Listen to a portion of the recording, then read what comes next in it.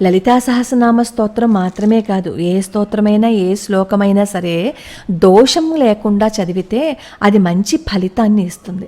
అసలు మామూలుగా ఏ స్తోత్రంలో అయినా ఏ శ్లోకంలో అయినా మనకి ఏం కనిపిస్తుంది? దానికి సంబంధించిన దేవీ దేవతల యొక్క రూపము, పరివారము, ప్రత్యేక లక్షణాలు, ఆయుధాలు, వాహనము, ధ్వజము, నివాసము, ఈ అంశాలన్నీ కదా అందులో వర్ణించి ఉంటాయి. ఈ విశేషాలను అందమైన పదాలతో లయబద్ధంగా పాడతాం. అయితే లయబద్ధంగా మనం చెప్పలేకపోయినా సరే దోషాలు లేకుండా గనక చదివినట్లయితే దాని ఫలితం వస్తుందన్నమాట.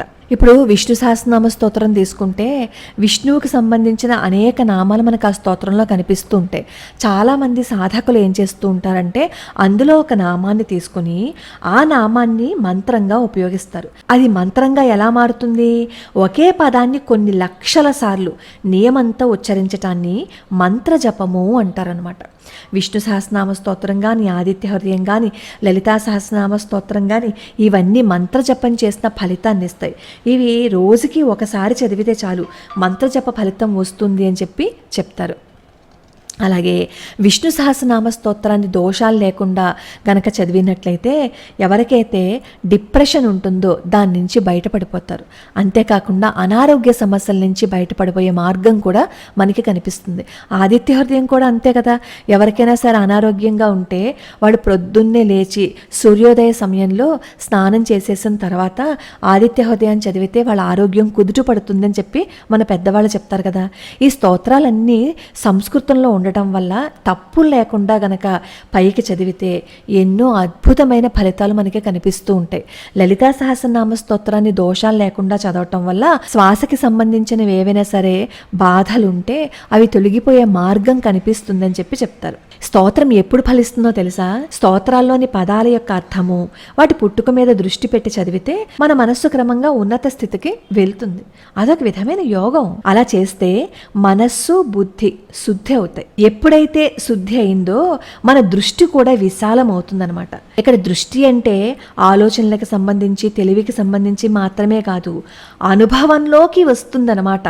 ఈ స్తోత్రాలను కానీ శ్లోకాలను కానీ మనం మనసు పెట్టి చదివితే, అలా అనుభవంలోకి వచ్చిన దాన్ని అర్థం చేసుకుని చదివితే మన నిత్య జీవితానికి అవసరమైన వాటిని సాధించుకునే సమర్థత సహజంగానే వచ్చేస్తుందన్నమాట.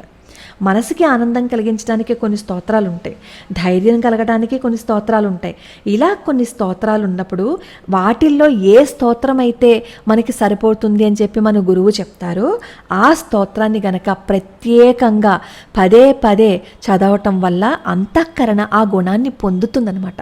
ఆ గుణాన్ని ఎప్పుడైతే మన అంతఃకరణ పొందిందో ఆటోమేటిక్గా మనకి ఏదైతే ప్రాబ్లం ఉందో దాని నుంచి బయటపడిపోయే మార్గం మనకి కనిపిస్తుందనమాట. అందుకనే స్తోత్రాలు కానీ శ్లోకాలు కానీ తప్పులు లేకుండా చదవండి అని చెప్తారు. అయితే నిన్న చాలామంది అడిగిన మాట లలితా సహస్రనామ స్తోత్రం గురించే కదా. శ్రీరామన్ గారు చెప్పారు కదా చదువుకోవచ్చని. కాకపోతే దోషం లేకుండా చదువుకోండి. లలితా సహస్రనామ స్తోత్రాన్ని పద విభజనతో మేము నేర్పించాం.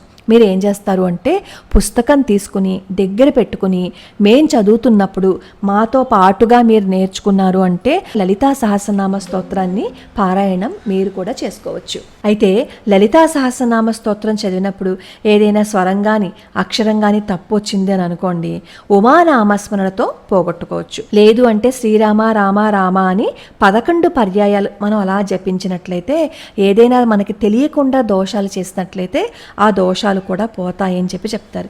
ఏదైనా సరే భక్తిగా శ్రద్ధగా మనంతట మనం చదువుకోవటం మొదలు పెడితే దాని ఫలితం చాలా అద్భుతంగా ఉంటుంది.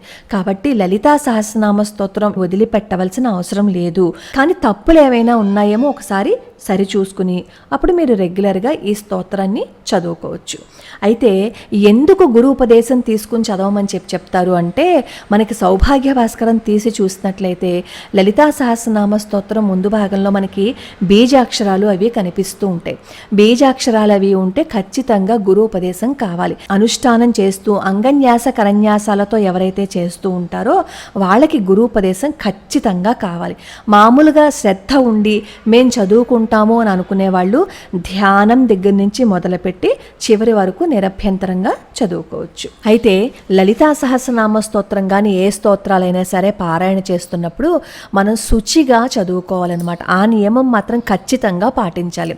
అంటే ఆరవేసిన బట్టలు కట్టుకుని ఎలాగో పూజ చేస్తాం కదా, కానీ ఇంట్లో రజస్వలైన వాళ్ళు మనల్ని ముట్టుకున్నప్పుడు ఆ బట్టలతో కూర్చుని మనం ఈ స్తోత్ర పారాయణం అవి ఎప్పుడూ చేయకూడదు.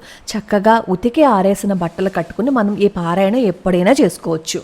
మరి లలితా సహస్రనామ స్తోత్రం మేము బస్సుల్లో వెళ్తున్నప్పుడు పారాయణం చెయ్యొచ్చా అని చెప్పి అడుగుతారు. ఇది అసలు మామూలుగా చదవాలి అంటేనే శౌచంగా ఉండాలి అని చెప్పుకుంటాం కదా. మరి బస్సులో ఎవరెవరో తగులుతూ ఉంటారు, వాళ్ళ పక్కన కూర్చుని మనం చదవాలి అంటే అది అంత సరియైన పద్ధతి కాదు. కాబట్టి ఒకవేళ బస్సుల్లోనూ అక్కడ వెళ్తున్నప్పుడు చదువుకోవాలి అని అనుకుంటే నామస్మరణ మనసులో చేసుకుంటే సరిపోతుంది. లేదు అంటే ఏ భక్తుల చరిత్రలైనా సరే చదువుకోవచ్చు. కానీ ఈ లలితా సహస్రనామ స్తోత్రాన్ని మనం చెప్పులు వేసుకుని ఎక్కడ పడితే అక్కడ అలా చదవకుండా ఉంటేనే మంచిది. ఏ స్తోత్రానికైనా ఏం చెయ్యాలి అన్నా కొన్ని నియమాలు పాటిస్తేనే అది మంచి ఫలితాన్ని ఇస్తుంది.